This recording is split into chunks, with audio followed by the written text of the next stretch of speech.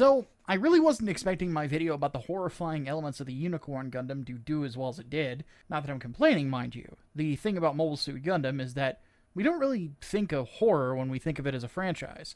We think about war stories, we think about giant robots that look really cool for the most part, but never really the elements that are really scary outside of the normal horrors of war. Today, I want to go a little bit backwards in regards to our discussions of Gundam. Specifically back to probably my most famous video series, in the 1 Year War. Now, while we were working on those videos, I tried to make it a point to talk about almost every single side story that was out at the time. A couple of those side stories actually have some of the most horrifying concepts that the Universal Century saw in its earlier days. So we're going to take a look at two Gundam offshoots, the Blue Destiny and the Pale Rider. Now, when you look at the Blue Destiny units, as far as Gundams go, they're kind of unassuming.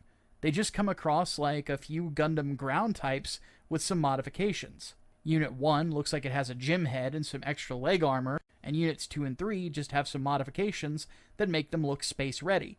Slap some blue paint on them, and you've got the Blue Destiny. The thing is, that's just the surface level of these suits. To know the truth of why the Blue Destiny is horrifying, you have to look into the past. Specifically, we have to look at the most genocidal organization in all of Gundam history, the Principality of Zeon. You see, the whole thing starts with Giran Zabi. Yeah, just because there are Gundams involved doesn't mean it's the Federation's fault. Suck it, Melvin. Suck it long, suck it hard. Anyway, in the lead up to the 1 Year War, Giran Zabi looked to try and weaponize new types, so that he can kill more people he doesn't like, and thus formed the Flanagan Institute, which was overseen by his sister Caecilia. Now, the Flanagan Institute is mostly known because of Dr. Flanagan and his work with Saikamu weaponry. It's almost like the Institute is named after him or something. He had a lot to do with the research on new types like Lala Soon, but as we see in Char's Deleted Affair, also Haman Karn as well. Now, the second most well-known researcher from Zeon that worked at that institute is Chult Moses, who had a different idea and philosophy on what to do with the research that they were doing there. He moved in the opposite direction, attempting to create a mobile suit cockpit system that would be able to amp up the speed and reflexes of a normal human pilot to match a new type. Keep in mind that a lot of his research happened during the summer of 0079, where the Gundam got unleashed on Zeon and a new type in that machine was carving a swath through Zeon lines. All things considered, Chult Moses was wise to consider this idea. The problem is, the way that it came about was like something out of a Harlan Ellis story. You see, what Chult Moses decided to do was adopt a new type girl named Marion Welch, who was helping him out under the assumption that her aid would bring about the end of the war sooner. Well, that didn't happen. While they were testing the exam system, there was a testing accident. Marion Welch became unconscious, and then, at the same time, the system became functional. This system was known as Exam, and it was now using the soul of a new type to amplify the pilot of a mobile suit. I imagine there's quite a few of you that are wondering how on earth that's even possible. One thing I would like everyone to keep in mind is that we've seen a new type soul be trapped in a machine before when Psycho Frame was used. Gundam Narrative is the perfect example of that. A lot of the research that originated within the Flanagan Institute started the process that would lead up to the development of Psycho Frame many years later. On top of that, new type powers originate in the soul. What we have here is simply the first example of this sort of phenomenon happening to someone in the Universal Century. What makes it even worse is that they tested the system on the absolute psycho named Nimbus Sterzen in an Ifrit custom. This thing was prone to overheating, the already crazy Nimbus would attack his allies, so on and so forth. All this insanity led to Moses leaving Zeon for the Federation. At that point, he then built the Blue Destiny series of Gundams, and was later killed by Nimbus Sterzen. Now, I want you to imagine the perspective of Marion Welch here. Her soul is what's being used to power a cockpit system that is effectively overclocking human beings to make them faster, more aware, so on and so forth. She is seeing some people be killed by these pilots, and other times the system itself will kill the pilot. On top of all that, she can't do anything about it. Imagine things in her perspective. You're just an orphan that was roped into a scientific test by a mad scientist. You're trapped in a computer up in space, and you're being used simply as a method for two different sides of a war to kill a bunch of people. It is absolutely horrifying, and depending on which version of the story you look at, Marion either dies or is set free by Federation pilot Yu Kajima, pilot of Blue Destiny Units 1 and 3.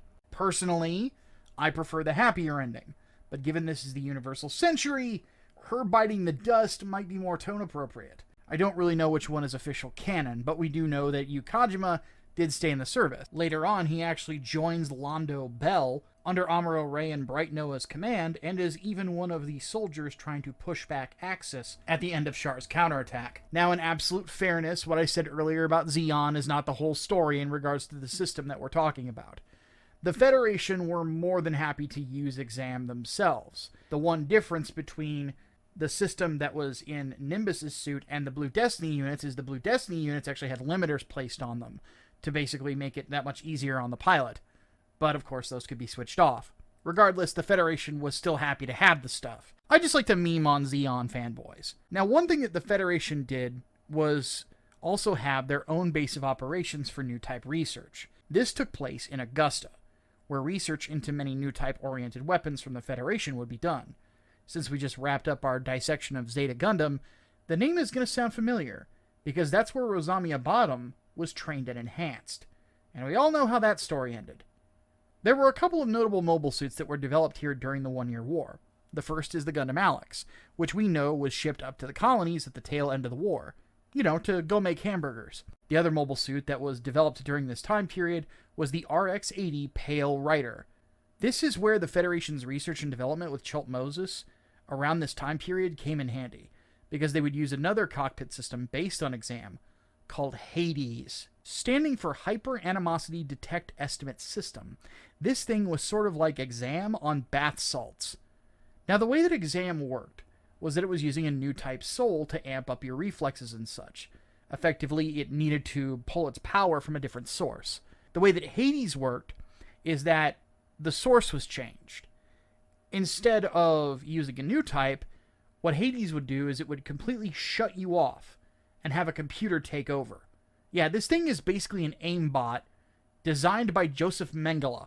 The pilot at this point, when the Hades system is activated, is just there to hold the sticks, and a learning computer uses them like a biological processor while it shuts off every single limiter on the suit and then goes crazy to try to take out its targets. This is also where we started to see the drug treatments and physical enhancements that would later go on to create cyber new types. The wiping of memories, which, again, referencing Rosamia, was also part of this. So let's think about this for a second.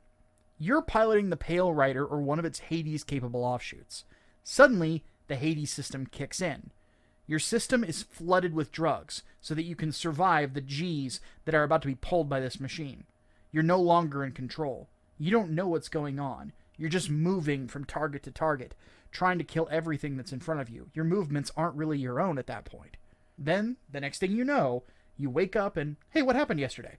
I remember getting into the pilot seat, and I don't remember what happened afterwards. Everything's just not there. Oh, shit, I gotta sign this paperwork. Fuck. I can't remember how to sign my name. I don't even remember my name. That is the existential dread that machines like this had. And despite my memeing earlier, both sides of the 1 Year War were happy to use these systems to get a leg up on the competition. And all they did was lead up to more horrifying research that claimed more lives, as cyber new types became a regular thing, and new types would simply be seen as weapons of war to be exploited. Well, now that you're good and depressed, is now a good time to mention that I appreciate you all watching? If you enjoyed this sort of conceptual discussion, don't forget to do the like and subscribe thing. Also, we're 26 members away from hitting the 75-member milestone to where Shoot Dude and I start a lore podcast.